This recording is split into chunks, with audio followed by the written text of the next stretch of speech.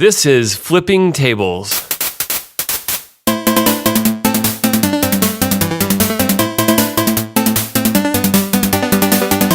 Welcome to Flipping Tables, a podcast about technology, gaming, and culture. I'm one of your hosts, David Lyons. And I'm your other host, Mike Edwards. And I think we sort of have like a little bit of pseudo follow-up. Yeah. Pseudo-Michael follow-up. So there's... I promise we're not going to report on every single one of these because this will become a thing now to record terrible Comcast service calls. But this one is particularly amazing to me. So there's a link in the show notes. Weirdly, it's a YouTube video, but the audio is the only part that matters. And what it boils down to is this gentleman called. He was told he would not be charged. They're giant liars. They tried to charge him $180 for something that was supposed to be free. And after this very long back and forth with a customer service person, the customer service person actually admits they're only taking the charge off because he has recorded proof of them saying that they wouldn't charge him. Now, he's recording this call where she admits this too. Yes. Now, here's the important thing, the kind of crux of this whole thing. Because some of you may have already thought, well, anybody could then just call and say they were told they wouldn't be charged. Here's the problem. Not only was he told he would not be charged, he was billed for work that he had proof was not completed. So they were billing him for doing work inside his home when the technician never came into his home because the problem was out at the pole. So he had proof from his discussion with the technician and what he signed off on what was done that the person never came into his house, he did no work in his house, and then he got billed for this. So, I mean, yes, the technician is either wrong or was mistaken. I'll say it's not 100% definitely malicious. Right. But there was either a mistake or there was malicious intent. And the fact that when he had proof that he was telling the truth, they only came back because he had recording of them lying. It's just the classic sorry I got caught, not sorry I did a bad thing. Exactly, yes. I'm sorry you're offended. It's like a politician's apology, but it's not even deftly handled. Nothing will stop. Like, how much bad press would ever be enough for them to stop doing this? If they can rake in $180 on someone, let's say, even if it got to 10% of these people started recording and complaining and getting out of these fees, 9 out of 10 would just be $180 a pop. Why wouldn't you keep doing this if you have a monopoly? Yes. And I think that's really what it comes down to is as long as they have this monopoly or their duopoly or whatever the hell you call it. Regional monopolies. Yeah. As long as they have that level of control, they have no incentive to change because internet is now, to most people, more fundamental than any other utility save power and water. I mean, like, especially if you live somewhere temperate, you would probably be willing to give up something like air conditioning or heat before you gave up your internet. A lot of people have given up cable and phone, but they need internet because internet's actually replacing those things and doing it better. So it's there's the whole political shuffling where the lobbyists become politicians and then the politicians retire and become lobbyists. So they're all in bed with each other. You got a company that has absolutely no incentive to do the right thing. So, I don't know. We personally don't need to report on every single one of these, but I'm glad this is still happening. Yeah. Because if enough people get angry enough, then something might happen. Then, it at least sort of makes it part of the air when regulators make this, like, on this new Time Warner merger they want to do. Ugh. It's more part of the air of, like, they are already an awful company.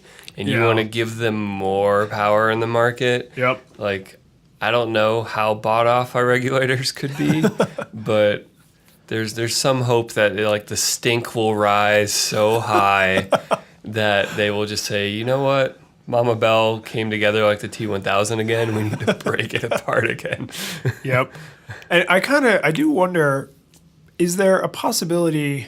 So we're off that now. Comcast is terrible. Is there a possibility? Point established. It's exactly. Period. End of sentence. So a lot of people, stream like Netflix or Amazon Video or YouTube or whatever, but they use a whole crap ton of data.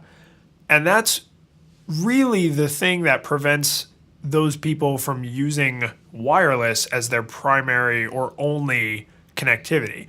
Because they say it's an unlimited plan, but really it's like 5 or 10 gigs, maybe 15. Most people are not on unlimited plans anymore. Right. But even if you bought an unlimited data plan saying this will be the wireless for my house, you would hit, if you watch Netflix, even if you only watch like an hour of TV. Yeah, I think a movie is a couple gigs. Yeah, you would kill it so fast. That's not even counting whether or not it would do a serviceable job. Plus, I just have my computers are just synchronizing Google Drive and Dropbox all the time. Yeah, and for you, synchronizing Dropbox may also be gigs because you do a lot of music stuff and podcast stuff. So, I mean, maybe that's not a normal use case, but streaming video is definitely a normal use case. And maybe there is, but I don't know of a way. Can you tell Netflix, like on YouTube, you can say don't go above this quality to keep the bandwidth down? I've never seen a setting. Netflix just tries to adjust for the best your speed can handle. Right. So that means it's always trying to use more data if it can. Yes. So if you live somewhere that had 4G, you'd be getting HD video and it would kill your cap in no time. And I mean, they don't cut you off. I've actually done that occasionally with my mobile device. I'll forget I turned Wi-Fi off. Ugh. And then I'll be like, yeah, I just watched like half an hour of footage through Hulu of The Daily Show. Yeah. Over my data plan. Crap. Yeah. Why is that something I have to worry about? Sucks. I agree. And I don't, maybe you know, is there any kind of technological reason that a physical cable has no bandwidth cap? The thing they'll always say is congestion. But people are still using their phones all the time. Maybe they're not streaming video all the time. But I'm a little suspect. It's more like we could make a ton of money. Well, that's sort of where I'm really. It's I'm roundabout, but that's where I'm getting to. Here's where I stand is I don't care. Like I'm open to the idea of a metered plan of pay for what you use, if there's actual competition and pricing wars on that per gig price. Sure. But if it's just we capped you. Right. Then it's kind of like, well, sucks. So in fact, since unlimited has never actually meant unlimited in almost any case. Even home broadband that comes in through a cable, most people don't like realize. 250 gigs or something. 250, 500 gigs, I think if you have a business plan, like they will stop you if you abuse it. Now, the difference there is it's like a soft cap. It's like a business if you start rule. Torrenting the entire internet every night. Yes, if every month you're hitting 1,000 gigs, then they're eventually going to be like, dude, stop. Yeah. But they're not supposed to do that ever. I mean, unless you get down to the nitty gritty, I'm sure they have all kinds of loopholes and little outs. So I don't know what it takes. Does Google have to start becoming more of an ISP to everyone just to have competition? I saw this. There are because speed tests are not a difficult thing to do. And if you go adjacent to an area that has Google Fiber, man, their Comcast service is great. It's super fast. It's almost like they have to compete. Yeah. So, and I mean, people have reported this all over that if you're in a Time Warner area that's next to Google Fiber, or if you're in a Comcast area that's next to Google Fiber, they have consistently higher up speeds, higher down speeds, and better connectivity across the board, which means they have already figured out how to make their product not suck and are just being assholes about it. Yeah, and they just have to keep this narrative going of congestion and maintenance, and they need tools to limit the high use subscribers. And it's like, no, you just want to be able to charge really high prices for data. And so, like, if it was like a couple bucks per gig of data, I would probably buy a ton of mobile data and use it. But since it's $10 a gig on AT&T per month. Yes. And it's not, you can't like bank it. It's not, there's no rollover data. And so this is what I would kind of like to, rollover. You remember rollover? As soon as minutes didn't cost anything, they become unlimited. Yep. So here's what I think could be interesting. The wireless companies, and Verizon's in an interesting position because they kind of do both. AT&T kind of does both. I mean, they focus a lot more on wireless. Yeah. So they had a couple funny commercials, but that's about all AT&T has done, right? So this would be interesting to me if Verizon, AT&T, Sprint, T-Mobile, whoever, if they said, you know what, we have heard you, we know how much you guys hate your home internet, so here's what we're going to do. We're going to take out a huge loan, or we're going to take all the money we have in savings or whatever, and we're going to build out our network as fast as we can. But what we're going to do is we're going to become just a provider of data. So you can buy a little gizmo, and that counts as a data gizmo, and that maybe gives data to your laptop or to your PlayStation or whatever. Or you can buy a smartphone and you get data through your smartphone or whatever. But all we're going to do is be this network, and then we will sell tools that connect to our network or connect your devices to our network. And there'll be no caps. Whatever speed is available in your area, you'll get the maximum speed whenever the network allows for it. Like, I mean, this would probably not be a simple project for them to say, like, we're going to drop $150 million suddenly building out all these towers. Verizon isn't a content company, so maybe they'd be willing to try this. Yeah. Well, and they keep dabbling in it. Verizon wants to be Comcast sometimes because they have, like, these little recording services, and they don't create their own content, but they negotiate exclusive deals like cable NFL companies always did. stuff. Yeah. So it's very, like, I feel like they're leaning more the bad old way than the modern, like, hey, we just offer a good service. Yeah. Maybe you don't have to be locked in forever. If I could pay a competitive price for data, I would. I would buy. It doesn't need to have an unlimited plan. Just let me pay a good price per gig. Right. Yeah. And then I will use Tier it responsibly. if you have to, but I mean, not this like $40 a month of use it or lose it. Yeah. That's crap. Well, and I feel like, oh man, what's the name of this company? There's a cell phone company. Ting? Is it Ting? I think it's Ting. Probably. So they're just reselling Verizon or Sprint? Sprint. Yeah, they're a Sprint reseller. But they do a tiering thing, and they have the most fair billing structure I've ever heard of in the wireless space. You prepay for the amount you think you're going to use. If you don't use that much, they give you money back. If you use more, they ask you for just up to the next tier. So if you paid for, let's say, 10 gigs of data, and then the next tier is 15 gigs, and you used 11 gigs, you just went into the 15 gig tier. So they charge you a few more dollars. So you're not penalized, you're just paying You're for paying that for what tier. you used. If the tier below 10 is 5 and you only use 4 gigs, then they give you money back. So it's like, they do kind of a pseudo prepay, pseudo bill thing so that they can remain solvent. But at the end of the day, you actually pay for a reasonable sized block of what you use. It's not like the blocks are 800 gigs. Like, oh, well, the first 800 gigs cost $1,000, and then it's $10 every gig after that. Like they're reasonably spaced, and they do the same things for minutes and text messages.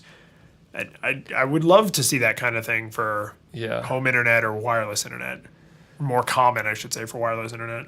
I just hate it when you can tell a company gets into that space where the more complicated and convoluted their pricing scheme and tiers and plans and add-ons, and like it's clearly designed to make people go, just give me some stuff. Yeah. And then they pay a lot more for something. And instead of like, oh, you want data?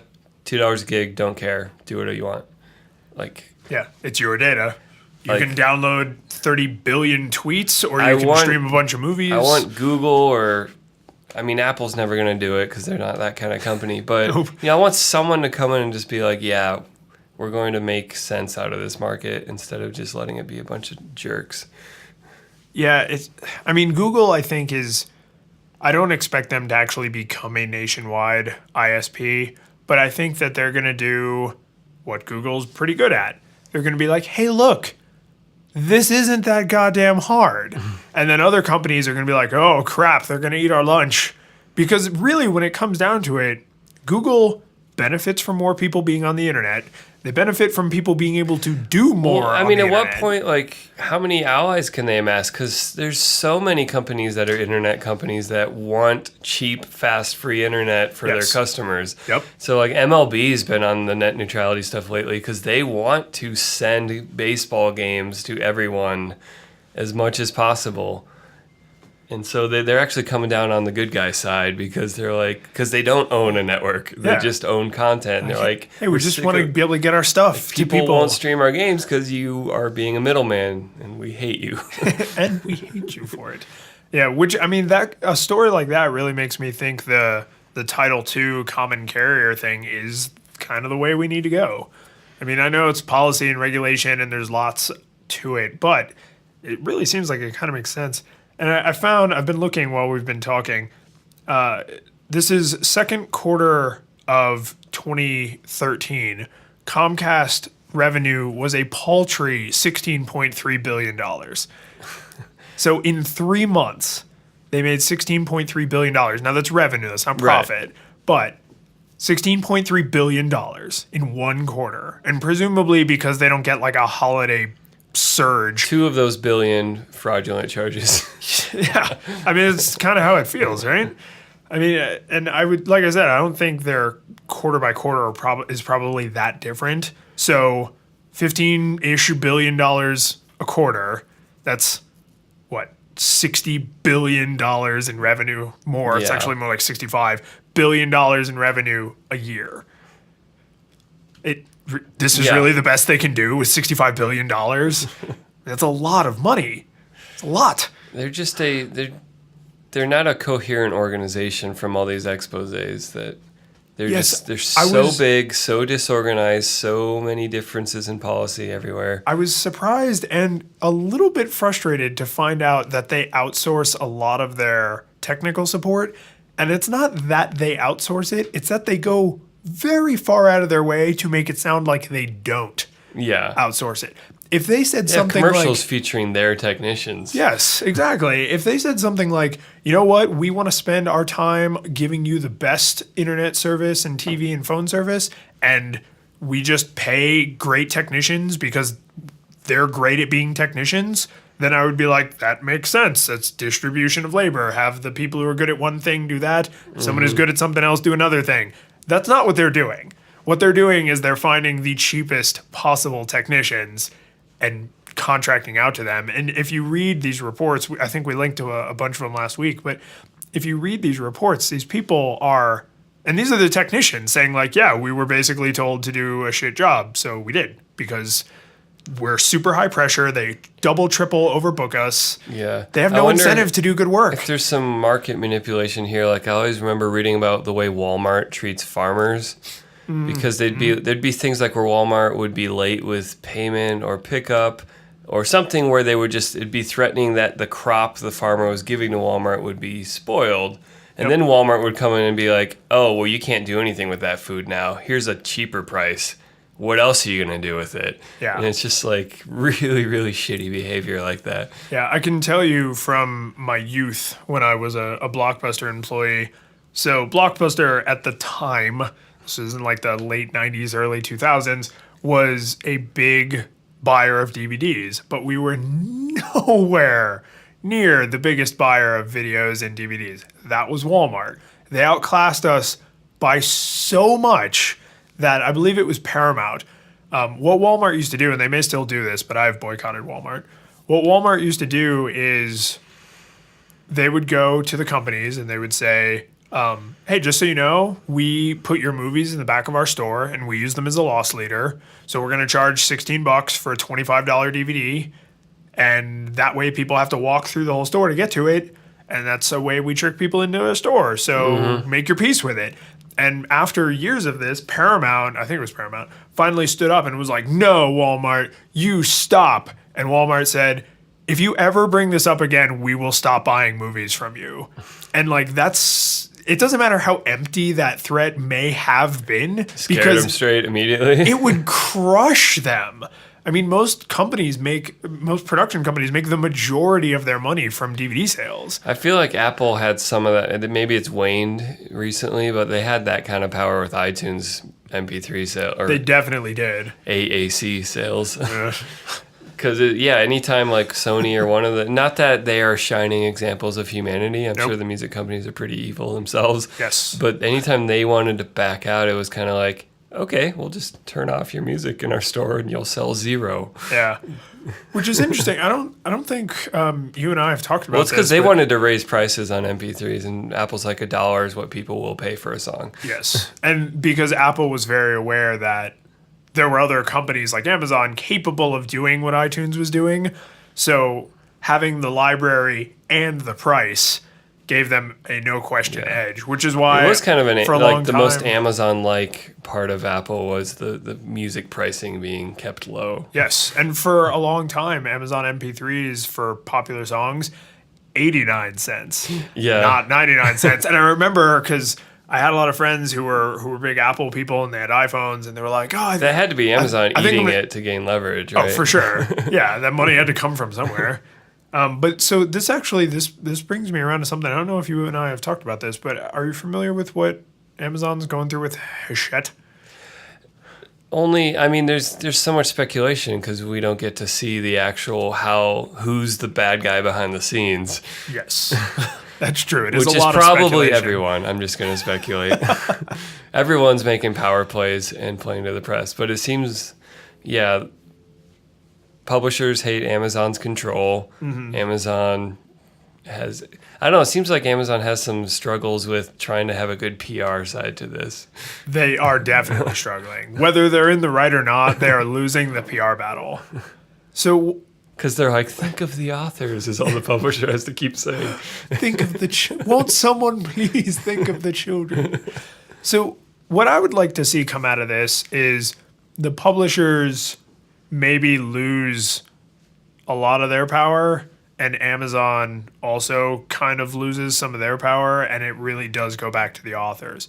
Because, and I've never gone through this, so if you're like a marketer or someone, please don't rip my head off, but you have no product to advertise if you're a publisher or storefront like Amazon if there's no product. Yeah. So it kind of really starts with the author. And then there's ad campaigns and there's cover art and there's all these things that help it be a successful product. But you kind of need the product first. But the Amazon's leverage is they own the customer that buys the product. Yes. Which now I think a lot of people are terrified of their Kindle. Which is like the same thing with every single Apple keynote. They're like touting not just how many billions they sold or how many billions they gave to developers, but also how many millions of credit cards they have on file. Yep. It's just like we own the customer. Yes. Because if you have the Amazon App Store and the Apple Store that you can buy something from, you're going to just lean to the one that is a You're single not going push. to go to a website and buy a PDF that you have to download and drag onto your device. Whichever one is just like, book, go to my device now, or app or song or whatever. And I see the possibility and the beginnings of getting away from this kind of lock-in, but it's going to be an uphill battle all the way. And if we ever get out of it, it's going to be a constant battle to stay out of it. 'Cause I mean, you remember IE's issue back in the 90s, the whole thing that made Microsoft get broken up was because Windows PCs came bundled with Internet Explorer. It was more than that. That was a big because they part of used it. that as leverage to force OEMs to Yes. prevent a different one. Yes. Coming pre-bundled. Yeah. Yes, exactly. But that was the thing is they knew that if a user opened the box and it had Internet Explorer already on it, probably weren't going to install anything else because they're like, oh, I can get to the internet. I mean, people are a little bit more savvy now, but Internet Explorer, I think 7 or 8, is still like the most popular browser in the world. There's a lot of inertia. I need to look up what are the latest stats. There's a lot of inertia behind whatever happens to be installed when you get there. You know, I mean, this is why I go to a restaurant and I'll get a hamburger with pickles, lettuce, tomato, onion, sauteed mushrooms, cheese, ketchup, mustard, and fries on the side. But if I make a hamburger at home, I'm like, ketchup only, because it's all the setup is being done by somebody else at the Interesting restaurant. graphic here on Wikipedia about this. If you go by countries most used, Chrome is killing it. Yes. So that's just the country. Now. Opera owns most of Africa somehow. That is weird. And the Android browser is actually the most used in a few remote places. Yeah. And then no data for Yes, I like that's very scientifically accurate when they say no data for Antarctica, as if there were people there to survey. Wouldn't it be more accurate to say like no data exists, not no data has been collected? So it looks like Chrome is hovering around the 40 to 45, depending on part of the world, So that's which is more than any other browser. okay, but is that worldwide market share? This is, let's see, share of desktop browsers for June 2014 is all it says. So I guess Wow. worldwide. According to, so yeah, depending on the different stat counters, anywhere from 38 to 48%. That's awesome. It's Chrome. I'm so happy to be wrong. Internet Explorer has to be next. It's 20-ish. Yeah. Firefox is also 20-ish. Safari is 5 to 10, depending. Yeah, I wonder. We don't have to bother to dig into this right now, but I would be interested to see if Chromium counts towards Chrome. True. You know, the open source project that Google Chrome is based on. I don't know if that would really prove anything, but I'll bet there are some places that use the open source one. Like anybody who uses a Linux desktop, Chromium might come pre-installed because it's free open source software. But Google Chrome, while free and mostly open source, is still considered proprietary because of their little top layer. Yeah. So, yeah. So our other topic for the day Yeah, I'm going to let you do this one. is how stupid console or just exclusive games are. Yes, especially, I hate to say it, in this day and age. Yeah. So the reason I'm angry about this is the Tomb Raider game that came out, like, I think last year was a pretty good game. It was kind of like an Uncharted. Yeah, this the one where she was like a little desexed. She's on the island. She has the bow. Yeah. Yeah. It's way more like an Uncharted or Last of Us style game and way less like... I've never liked the Tomb Raider games. When I was a kid, I thought, because it was new, like there was nothing like that. It was neat 3D and polygonal, but Yes. I never thought they were fun to play. I thought they were really bad control schemes. They were very Resident Evil. Yeah. Sort of like you could run and shoot, but otherwise it was Terrible. really chunky. The camera was bad. So, But you could swan dive off of a cliff and kill yourself when you were bored. right. So the new game was excellent, and it stacks right up there with some of the best third-person adventure games out there these days. And so I was excited, like, oh, they're going to make a sequel. Turns out Microsoft dropped a bag of money, probably with a dollar sign on it, off on their desks. And now it's not only not going to PlayStation, it's not even going to PC. Oh. And so it's Xbox only. That's weird because a lot of Xbox exclusives are also PC. Yeah, since Windows kind of controls that. Right, you'd market. think Microsoft would be like, it's Microsoft platform only or something, but... Yeah. Huh. Maybe they're so worried about the gap, because the gap between the Xbone and the PS4 is big, but it's not insurmountable. So maybe they're afraid of the gap getting too big. It's not that big of a gap. Like, you mean like in terms of power? Or No, in terms of install base. So the last Tomb Raider game sold 3-1 PS4 to Xbone. Oof. So they're going exclusive on the platform it sold worse on. And I doubt that's because...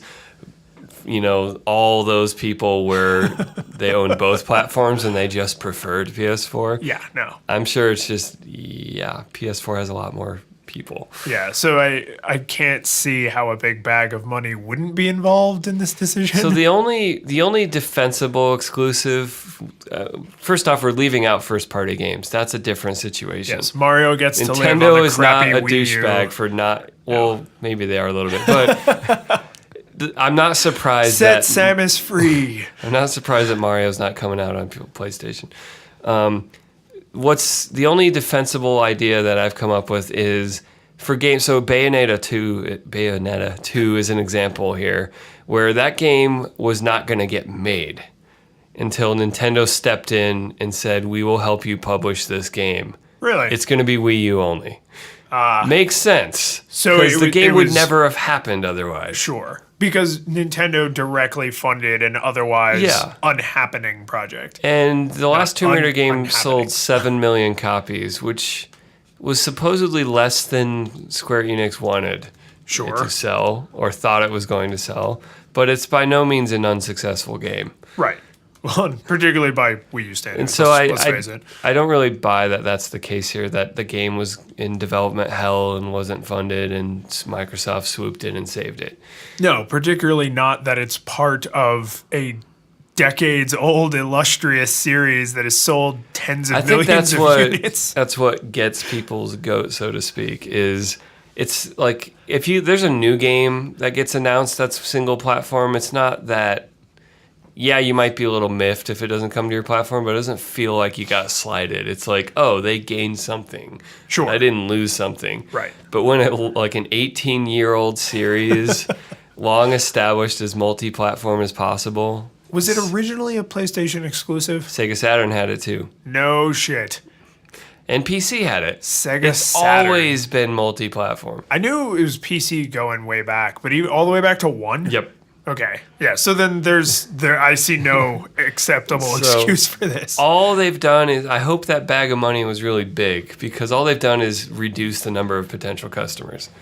Well, and so as from the technical standpoint, I'm very fascinated by this, because what I've been hearing from before the PS4 and the Xbox One were released is that their architecture is now they're just generic basically PC hardware. Yes, that exactly. They are basically identical, and more importantly, they're basically PCs, which means why the hell would a game ever not be PlayStation 4, Xbox One, and PC? Because, I mean, I'm sure, yes, there's obviously extra work, but it's not 3 times as much work. So even if it was double the amount of work to put it on all 3 platforms, you now have 3 times as many avenues to get customers. Yeah. You got the PC Master Race people, you got the Sony loyalists, you got the X-boners. Like, why wouldn't you do that? So I can see lots of reasons Microsoft wants this. Yes. I can't see a reason as a fan of gaming you should want this. No. Because it doesn't benefit you. It just helps Microsoft try to gain some steam against Sony.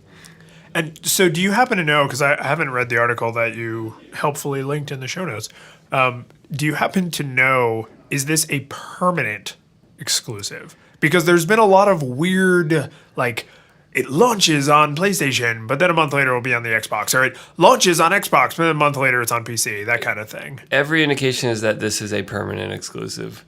They use the phrase fully exclusive. Ooh, yeah. They never said timed exclusive or 2015 first exclusive. Ooh, no, that's not a good look. And like, I mean, Sony's got a little bit of this going. Like, it's douchey no matter what company. I'm not a fanboy. This, like, if you're an Xbox fan, you didn't gain something extra. You just continue to get this game, and other people don't get it. Yes.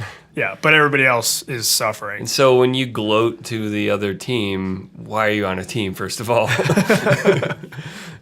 So I remember when the PS3 was new, a lot of developers, or armchair developers, were saying like, well, the cell architecture is so complicated and it's so difficult to develop for, and that may very well be true. I have no idea. But I can tell you that by the middle of the generation, there were other developers actively saying, we figured it out. Like, yes, it was new and different.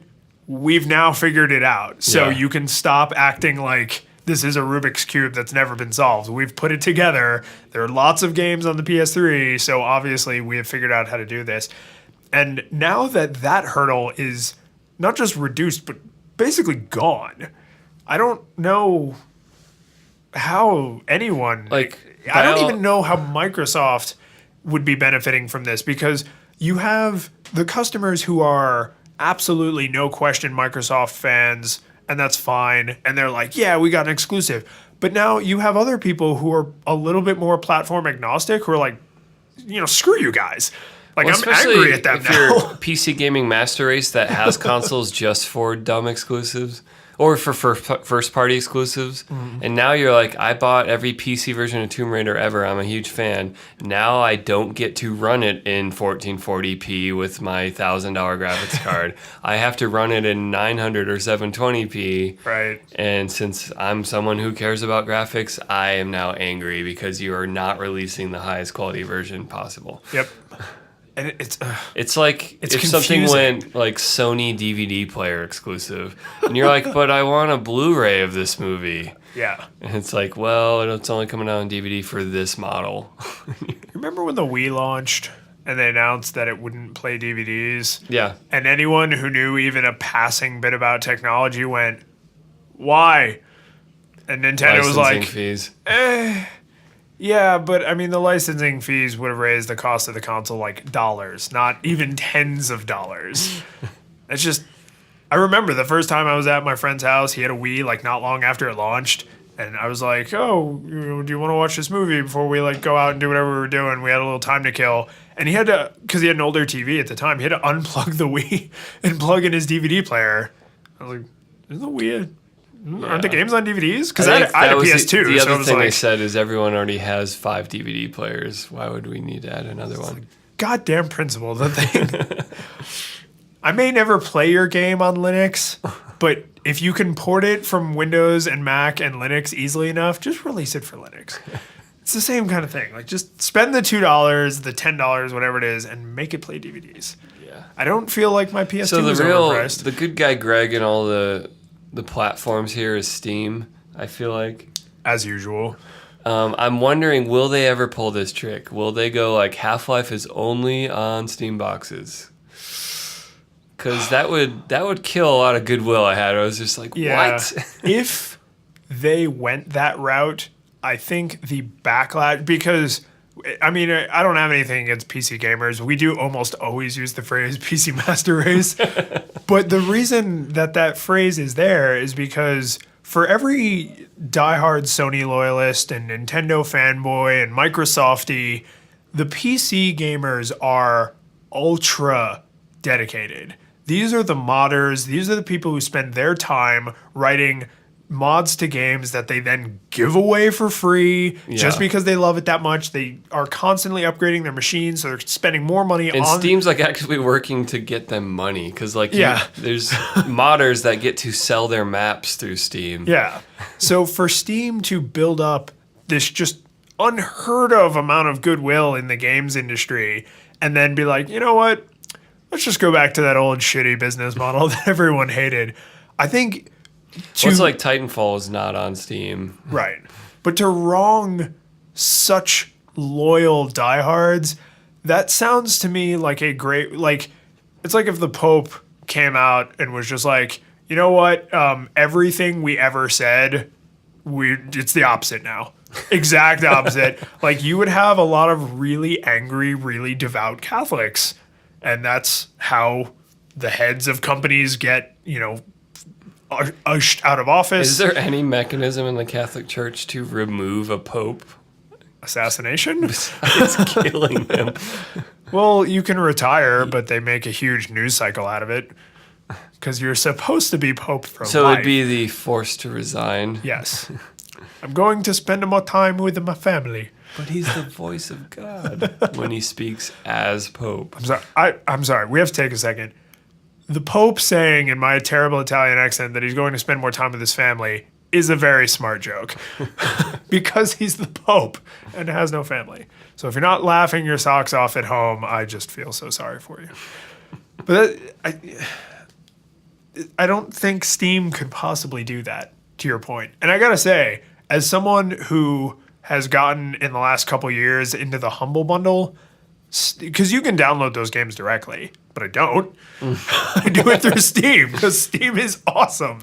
Like, I'm not a PC gamer, but their product is so good that the few times I play like years old PC games, do I go buy it for $3 on a CD from the Walmart bin? No, I buy it for $5 or $6 through Steam because their service is amazing. So oh, God, the uproar. Reddit would be a mess if Steam ever did anything like that. So console exclusives are dumb. They are. Stop it. That's another fine point with a period.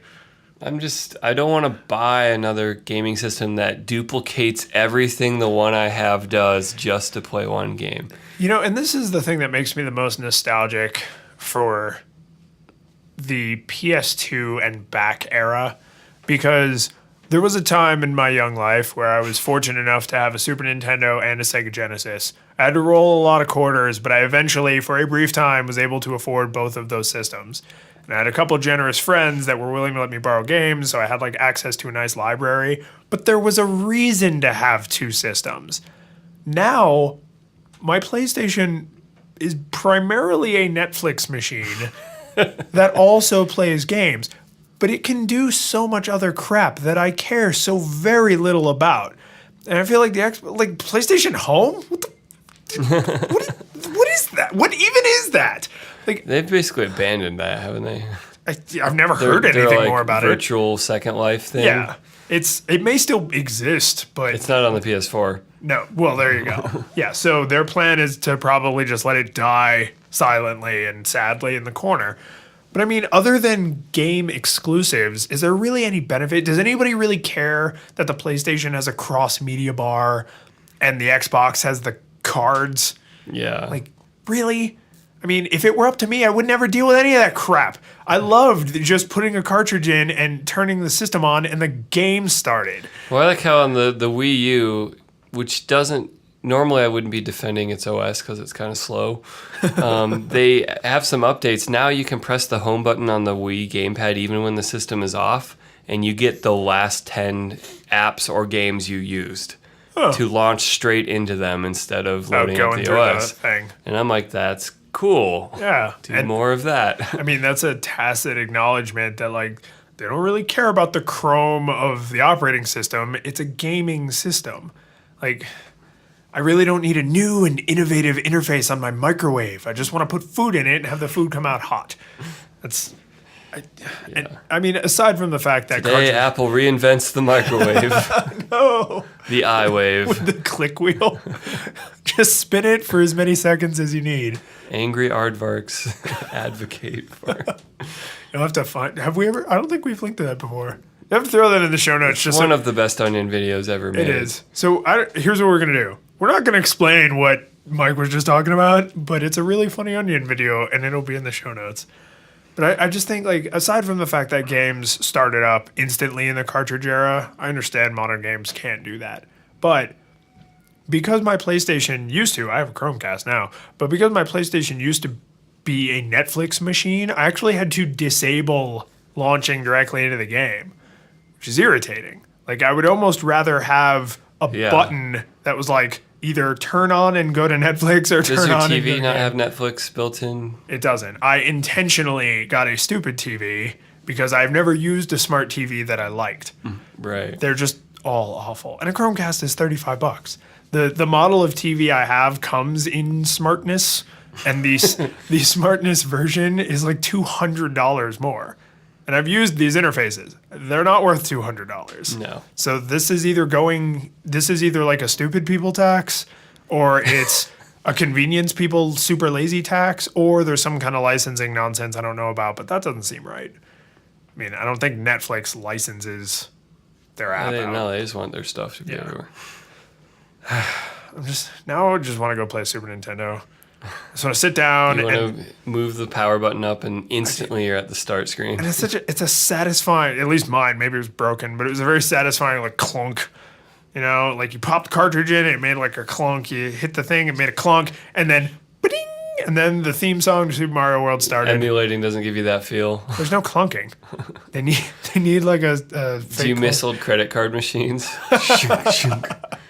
Do you have to use our button maker? I have, maybe I should. I have used those old credit card machines again in my terrible young life at Blockbuster, but they were satisfying as hell. Here, this is the fun fact I'm going to end on. The noise that doors make on cars when they shut is intentional.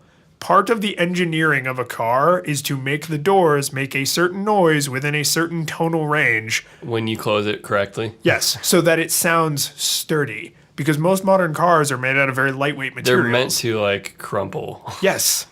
But people have this ridiculous old-fashioned idea that they need to be driving a tank that's made out of reinforced steel. So they actually make the doors in such a way that they go like clunk when they close, even though it's a totally artificial sound. And it's a borderline recording. I remember Microsoft described the sound their kickstand made on the Yes. Surface as a car door sound. Yes, because when you open it, it sounds sturdy, like it is locked into place. I mean, that's this is a great example of one of those things that even though I know I'm being manipulated and that it doesn't matter, it totally matters. This is why the placebo effect works, even if you know you're taking a placebo, because the mind is a stupid thing. A stupid thing to waste. That's right. So, Mike, where can people find these awesome show notes out on the internet? Head to flippingtablespodcast.com/026. Yes. Okay. We are past our quarter life crisis. So we're only doing 100 of these and we're stopping? Crap. That probably wasn't the right way to phrase that then. I can't, nothing with quarter will work because that implies 25th 100. anniversary. Yes. We've passed our 25th anniversary. Yikes. What are your favorite flipping tables moments over the months? This is your life. So we've done basically half a year of this podcast, just about. We have. See, now that's a nice way to say it. That's an accomplishment that doesn't have like some terrifying end date. This podcast we intended to do twice a month and immediately did every week. Yep. So I think that's high five. That's an accomplishment. Yep. Bada boom. So head to flippingtablespodcast.com/026 for show notes. You can find me on the web at medwardsmusic on Twitter or pseudomichael.com. How about you? People can find me at Lyons in Beta on Twitter or lyonsinbeta.com or plus David Lyons on Google+. And I have to say, having Lyons in Beta, you know exactly when you talk to someone how technical of a person they are. Because when they're like, oh, how do I find you online? I'm like, oh, I'm at Lyons in Beta. And those words in that order make sense to someone who deals with technology a lot. And someone who doesn't is like, So you're not an alpha male? Yeah, what? The fish, the Greek alphabet. Are you a trucker? I don't know what you're saying. So I didn't mean for it to be like a technical litmus test when I'm talking to people, but it became totally one. is. Yeah, it totally is. So do we have any specific follow-up this week? I don't got anything. I got nothing either. If we think of something, we'll add it to the bottom of the show notes. The follow-up is tell your friends about our podcast. There you go. And we have so many fine places they can subscribe, Yes. follow, like, +1, tweet, YouTube, subscribe, RSS, all that crap. Yep, get to it. Be our street team. We'll see you next week. Bye-bye.